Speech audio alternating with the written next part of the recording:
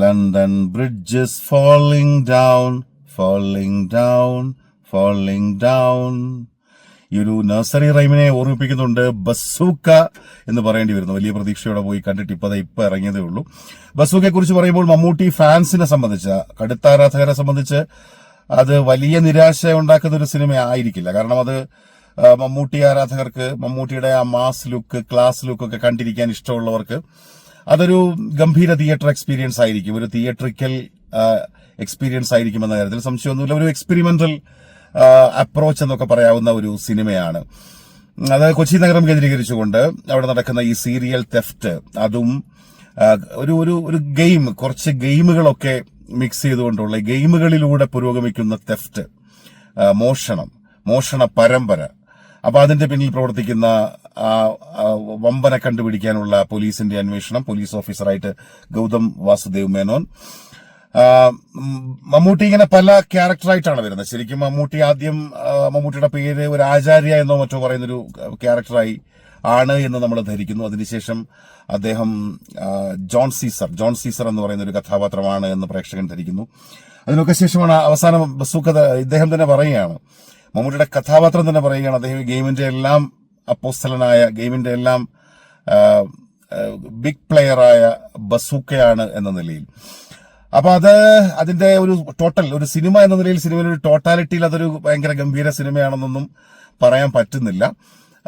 ഗംഭീരമായ കുറെ സീക്വൻസുകൾ ചെയ്തു വെച്ചിട്ടുണ്ട് അതിന്റെ ഡയറക്ടറും അതുപോലെ സിനിമറ്റോഗ്രാഫറും ഒക്കെ ചേർന്ന്. അത് എഡിറ്റ് ചെയ്തിരിക്കുന്ന രീതി, അതിന്റെ ബാക്ക്ഗ്രൗണ്ട് സ്കോറൊക്കെ അതിഗംഭീരമായി പല സീക്വൻസുകൾ, അങ്ങനെ നമുക്ക് വളരെ പോയിഗ്നന്റായി തോന്നുന്ന വളരെ അധികം സീക്വൻസുകൾ നിറഞ്ഞ ഒരു ചിത്രമാണ്. എന്നാൽ അതൊരു അന്വേഷണാത്മക ത്രില്ലറാണോ, സസ്പെൻസിന്റെ മുൾമുനയിൽ പ്രേക്ഷകരെ നിർത്തുന്ന ത്രില്ലറാണോ എന്ന് ചോദിച്ചാൽ സംശയമുണ്ട്. അങ്ങനെയൊന്നും വലിയ സസ്പെൻസ് ഒന്നും ഒരു പ്രേക്ഷകൻ എന്ന നിലയിൽ ആ സിനിമ കാണുമ്പോൾ അങ്ങനെ വലിയ സസ്പെൻസ് ഒന്നും തോന്നിയിട്ടില്ല. എന്നാൽ അത് അത്യാവശ്യം കണ്ടിരിക്കാവുന്ന ഒരു സിനിമയാണ്. അത് ഡെവലപ്പ് ചെയ്യുന്ന ഒരു രീതിയൊക്കെ രസകരമായ ഒരു രീതിയാണ്. എനിക്ക് തോന്നുന്നു റോഷാക്കിന്റെ ഒക്കെ വേറൊരു ഫോമാറ്റാണ്. നമ്മളിപ്പോ ഞാനൊക്കെ പ്രതീക്ഷിച്ചു പോയത് ഒരു ബിഗ് ബിയുടെ ഒക്കെ ഒരു വേറൊരു ലെവലിലായിരിക്കും ബസൂക്ക എന്ന നിലയിലാണ്. പക്ഷെ അതൊരു എല്ലാവർക്കും വളരെ പെട്ടെന്ന് പിടികിട്ടുന്ന ഒരു പ്ലോട്ടും അല്ലത്. ആ പ്ലോട്ട് അത് കുറച്ച് കോംപ്ലക്സ് സ്റ്റോറി ടെല്ലിങ്ങും ഒക്കെയാണ്. അപ്പോ അതൊക്കെയാണ് ബസൂക്ക ഒരു വമ്പൻ ഹിറ്റിലേക്ക് പോകുമോ എന്നൊക്കെ ചോദിച്ചാൽ നമുക്കിപ്പം അതിനെപ്പറ്റിയൊന്നും പറയാൻ പറ്റില്ല. മമ്മൂട്ടി ആരാധകരെ സംബന്ധിച്ച് മമ്മൂട്ടിയുടെ ഒരു ഗംഭീര വേഷമാണ്. മമ്മൂട്ടി കൊടുത്ത വേഷം അതിഗംഭീരമായിട്ട് അഭിനയിച്ചു. അതിന്റെ പ്ലോട്ടിലേക്കൊന്നും ഞാൻ അധികം കൂടുതലായിട്ട് പറഞ്ഞു പോകുന്നില്ല.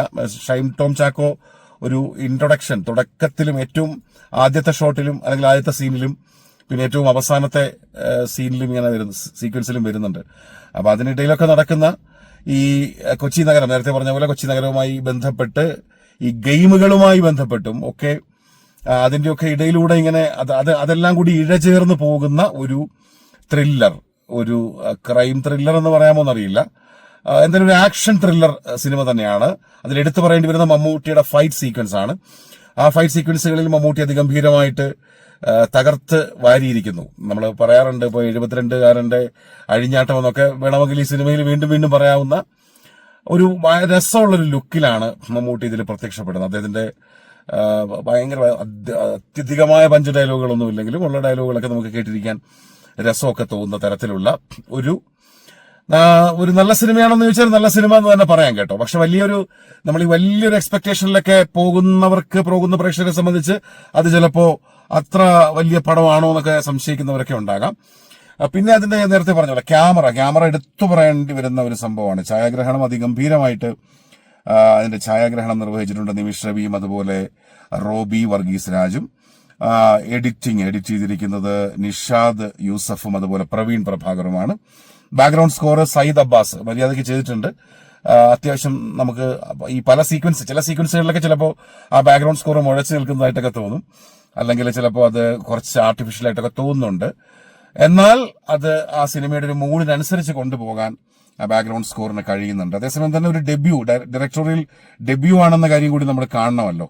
ഈ ഡീനോ ഡെന്നിസിന്റെ ആദ്യത്തെ വർക്ക് എന്ന നിലയിൽ അദ്ദേഹം അത് ഒരു പുതുമുഖ സംവിധായകന്റെ എന്തെങ്കിലും പാകപ്പിഴകളോ അങ്ങനെയൊന്നും പെട്ടെന്ന് തോന്നാത്ത തരത്തിൽ ഗംഭീരമായിട്ട് അത് ആ സിനിമ ഒരു ത്രില്ലറായിട്ട് തന്നെ ചെയ്യാൻ അതിന് പറ്റിയിട്ടുണ്ട്. അതേസമയം തന്നെ എവിടെയൊക്കെയോ ചില പ്രശ്നങ്ങളുണ്ട്. നമ്മൾ ഈ അങ്ങ് എത്തിയില്ല കലങ്ങിയില്ല എന്നൊക്കെ പറയുന്ന പോലെ എന്തൊക്കെയോ ചില പ്രശ്നങ്ങൾ ആ സിനിമയ്ക്കുണ്ട്. അമിത പ്രതീക്ഷയില്ലാതെ പോയാൽ മമ്മൂട്ടിയെ ഇഷ്ടപ്പെടുന്നവർക്ക് മമ്മൂട്ടിയെ ഇങ്ങനെ കണ്ണിറയെ കണ്ടിരിക്കാവുന്ന ഒരു സിനിമയാണ് ബസൂക്ക. അപ്പൊ തിയേറ്ററിൽ തന്നെ പോയി കാണേണ്ട ഒരു സിനിമയാണ്. കാരണം നമ്മൾ അതിന്റെ ഒരു തിയേറ്റർ എക്സ്പീരിയൻസ് ആയിരിക്കും ചിലപ്പോൾ ഈ സിനിമയുടെ ഒരു സവിശേഷതയായിട്ട് നമുക്ക് പറയാൻ പറ്റുന്നത്. അതിന്റെ ആ ബാക്ക്ഗ്രൗണ്ട് സ്കോറും ആ ഒരു മൂഡും ഒക്കെ ക്രിയേറ്റ് ചെയ്യാൻ തിയേറ്ററിന്റെ ഒരു ആംബിയൻസിൽ മാത്രമേ അത് സാധ്യമാകൂ എന്നാണ് കരുതുന്നത്. അപ്പൊ ഏതായാലും നിങ്ങൾ പ്രിയപ്പെട്ട സുഹൃത്തുക്കളൊക്കെ പടം കണ്ടവര് അഭിപ്രായങ്ങൾ പറയുക. ഞാൻ എന്റെ അഭിപ്രായമാണ് പറഞ്ഞത്. പടം കണ്ട ശേഷം നിങ്ങൾ അഭിപ്രായങ്ങൾ അറിയിക്കും എന്നും പ്രതീക്ഷിക്കട്ടെ. അപ്പോൾ ബസൂക്കയ്ക്കും ടീമിനും എല്ലാ ആശംസകളും. Best of luck.